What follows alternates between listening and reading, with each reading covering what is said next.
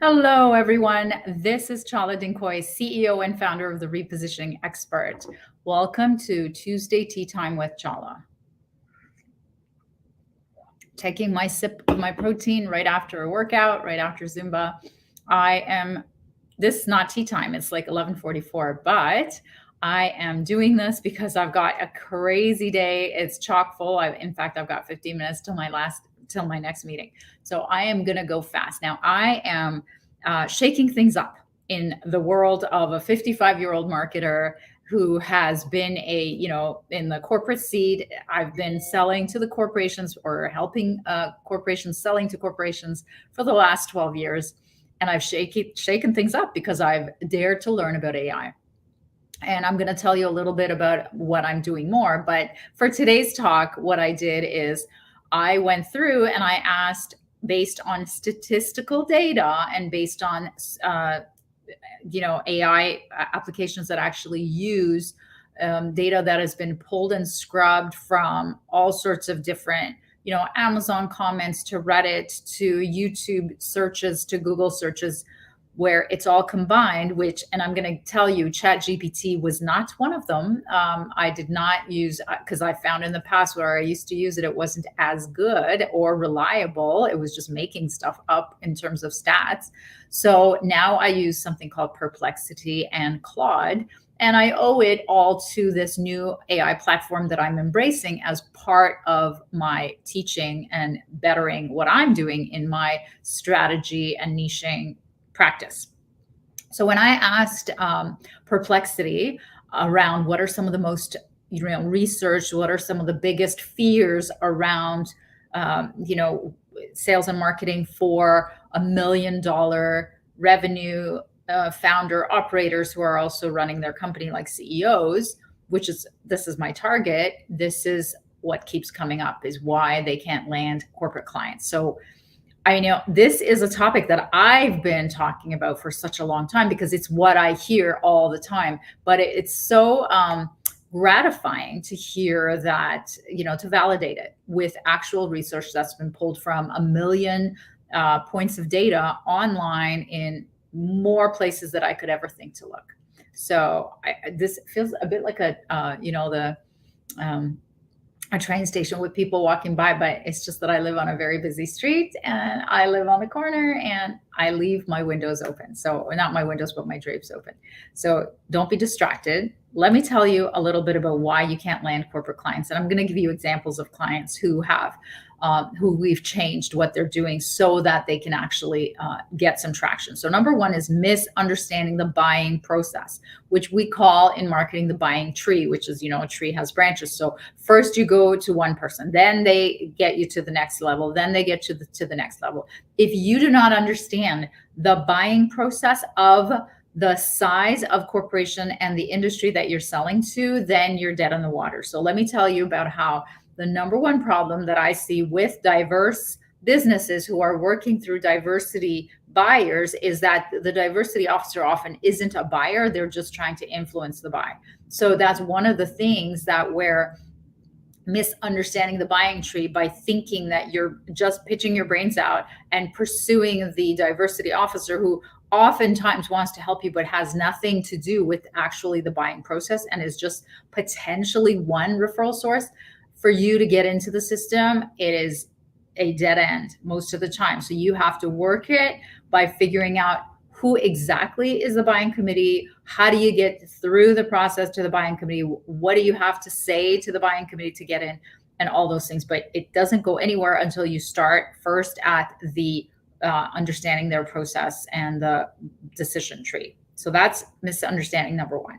Why you can't land corporate clients, reason number two, is the lack of targeted super niche. So you don't have a targeted industry or interest group, and you don't have a super niche where you are representing one facet of a very large pain that you can solve for this one industry, and you are not super niching your content and your marketing and your positioning around that.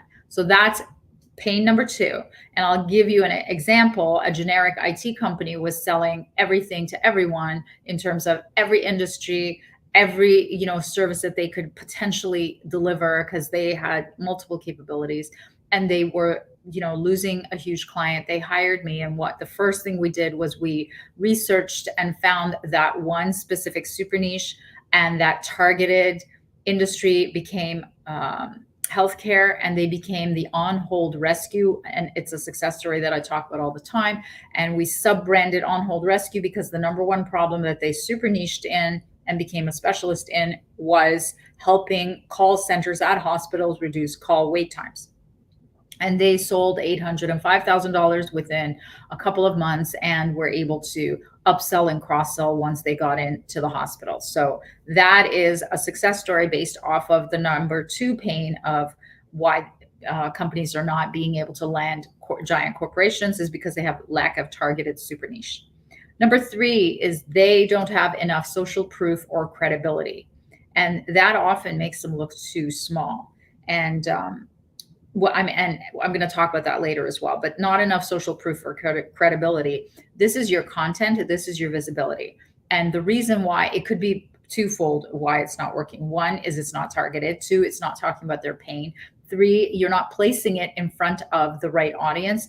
And four, you're not making enough of a dent. So even if the right audience sees it once, you have to be so concentrated in their world that you're hitting them 7 to 12 times within a short period of time. And in order to do that, you have to make sure that you're picking one industry or interest group at a time, with one marketing budget and one marketing plan to be able to penetrate that. So be in the world of your target. And I'll give you an example. I mean, this happens all the time when clients are going to generic meetings where there's every industry and, their brother in there, and they're just trying to make a presence in those multiple industries at the same time, like a chamber of commerce or any kind of like diluted group. Well, they're not making enough of, they're not getting enough leads in one industry. They're not speaking to one industry. But when the same clients, then we focus them into one industry, like the IT company, then they show up at everywhere that these healthcare decision makers are. They go to all their events, all their association organization meetings. All their content is geared for those groups. And so it really changes the way that they're perceived. And so because they're seen, one, by the right people, and two, in the right places, then their credibility and visibility goes up. And it's not that they're doing any less work or any more work. It's just that it's been reorganized in front of, the actual target buying group. All right. Number four is short-term cashing in on referrals. I'm really against referrals, as you know, with no long-term marketing plan. So if you don't have a strong positioning, a strong a target, and you haven't formed a thought leadership around that positioning, and you don't have visibility around that thought leadership, and you're not considered an authority in that industry about that pain, then you're shooting yourself in the foot. You're trying to cash in on short-term referrals because you're not gaining credibility and building relationships, even from afar, even if you're doing this online. And you're not becoming a recognized name in their minds. And so you're not brand building. You're just like eating, as I call it, the ice cream that's melting. It's in one hand, but you're not baking the bread with the other hand that's going to sustain you for the longer term and keep you full, much fuller. And it's so much better for you because you have the ability to pick who you're going to target and who you want to work with, rather than whoever you get referred to.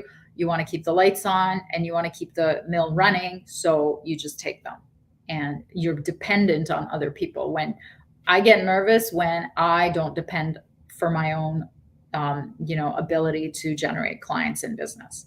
And number five, why you're not landing corporate clients, is the digital presence is making you look too small. So this could be your website is outdated or homemade, looks homemade. This could be your social media. It's not active enough. There's really old posts on there, and it doesn't even look good. And there's nothing new that you're talking about. It's not reflecting your thought leadership. It's not reflecting your presence in the target's world. Or it could also be SEO. When was the last time you looked at your search engine optimization?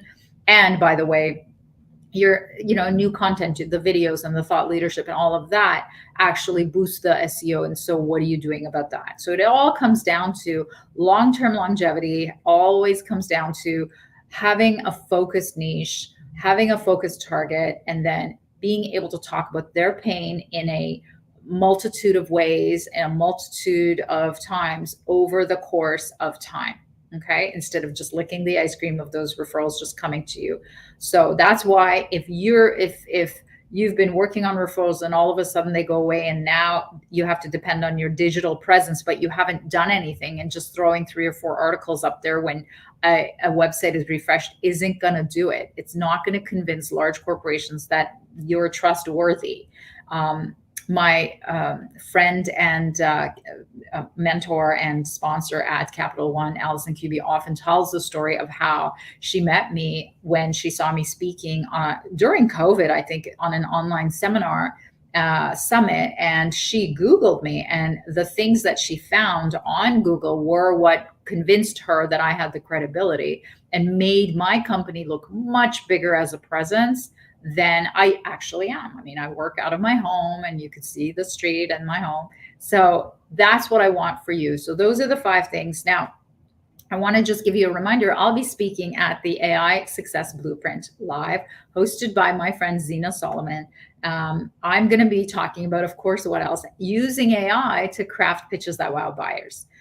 That's my signature keynote, is the pitches that wow buyers. As you know, we do demos of getting people up and getting them to do their elevator pitch and polishing the pitch. I'm now going to be using and teaching about the AI tools that I use in conjunction with the guesses of the business owner to craft their pitch. And this is happening just this Wednesday. So it's tomorrow, October the 2nd, 4 p.m. Eastern is when the summit starts. It's going to be everybody, all these marketers and sales gurus are going to be talking about AI. And I'm starting like late. This is like 8 p.m. because this goes all over the world. So I actually traded my spot with a friend. It was 10:30 and I said, I can't do it that late. Like I'm a single mom. So 8 p.m. I'll be on. I'll be in my PJs. No, I'm not, but maybe wearing PJ bottoms. So that's going to be for half an hour, 8 p.m. tomorrow.